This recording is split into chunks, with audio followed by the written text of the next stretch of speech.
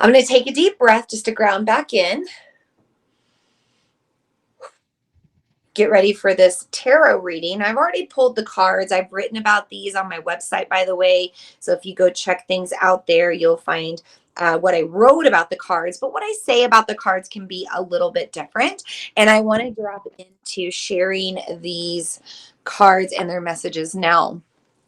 I pulled 3 cards: past, present, and future guidance for this lunar cycle.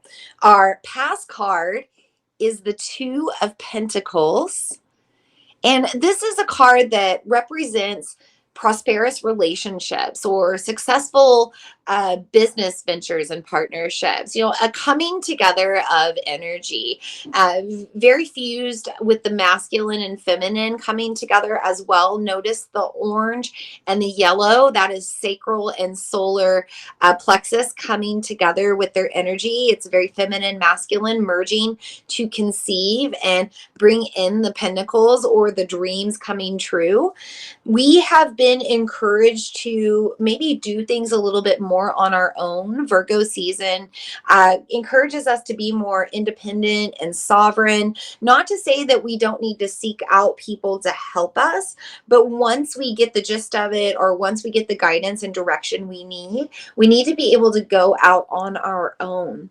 And this was an energy that has already been playing out. This energy happened when we started to move into Virgo season on the 22nd of August. So we now are reminded that we have harmonious relationships that support us. But if we have some that are not supporting our bliss, our creativity, our magic, it is time to make change as well. Remember that Mercury has been retrograde until very recently, and you might have had people pop up from your past. Remember that not everybody that shows up needs to continue with you into your future.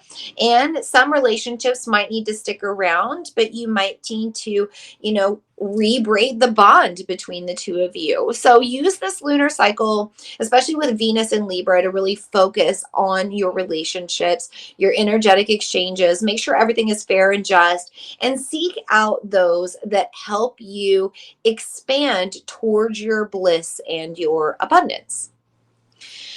For our present card, we have 6 of Cups, and I can't think of a better card to come after this Two of Pentacles, because the 6 is a number that represents our family, or maybe our supportive community, our tribe, whatever you want to call it. And we have the number 6 also representing a bit of the magic. So we are told to, yes, like find the people that we need to, and also form the bonds with the people that we need to help us find our magic. And when we find that magic and we grow that craft, or we get supported with it, then we do find more bliss, joy, and abundance, and maybe more creative paths. This card, for the first time ever, I've worked with this deck for a very long time. I'm talking like 8, 9 years. But for the first time ever, I looked at this card kind of like a lake or a pool of water with the 6 cups over it, just waiting to get dipped in. We're in a Virgo new moon, which is a time of pause. It's a time of rest. It is a time to slow down and make a plan. But we are just one step or one action away from dipping our cup into the water and filling it up, and 1 cup at a time, continuing to grow that magic and grow that joy and grow all of those feel good feelings. There is the energy of the heart coming through with this pink, and then the blue is the throat chakra, that expression of everything coming out. So right now, as we move into this lunar cycle ruled by Virgo and the throat chakra, we need to make sure that we are in creative flow with our waters, that we are expressing how we feel, and that we are making all of our dreams, desires, and ideas come out into reality as well. It may be as simple as writing it down or speaking it out loud, or just starting to put more intention and focus into it. But when we do that, we will start to see our cups fulfilled. Finally, for our future card, I pulled the Nine of Pentacles. So I started with the two, the coming together of the energy to conceive, and then the 9-month portal and the birthing time, bringing it all into reality. When we have the Nine of Pentacles, we're reminded of the successes of our ventures. We may be initiated into a new life. It may be a reset.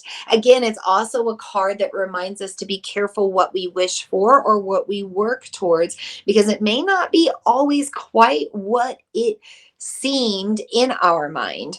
So be mindful as you manifest over these next 6 months and as you navigate this eclipse season coming up.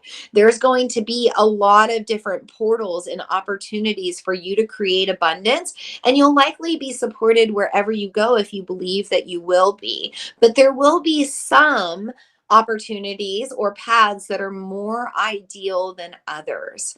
So as you go through these next 4 weeks and maybe these next 6 months or maybe these few eclipsed moons, remind yourself to trust in the birthing process. There could be some challenges, there could be some pressure one way or another, but you know internally, in that spirit of that sovereign Virgo self, one who's whole unto themselves, you know the right choice for you. You know where you need to go, and you know what you truly need to manifest when you tap into spirit.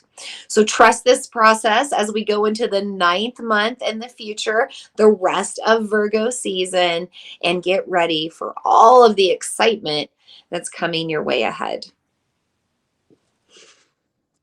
This is what I have for you for the collective from the tarot. I'm going to mix those cards back into the deck now, and I'm going to shuffle the deck as we prepare for our rest of our circle together in the membership. So I just want to take a moment to thank all of you who have tuned in to the recording tonight, who won't be sticking around for the rest of the live because you're not in the membership. But if you want to catch the rest of that full recording, you can always join the membership. There is a free trial and you can check everything out, including the rest of these cards that I pull later on.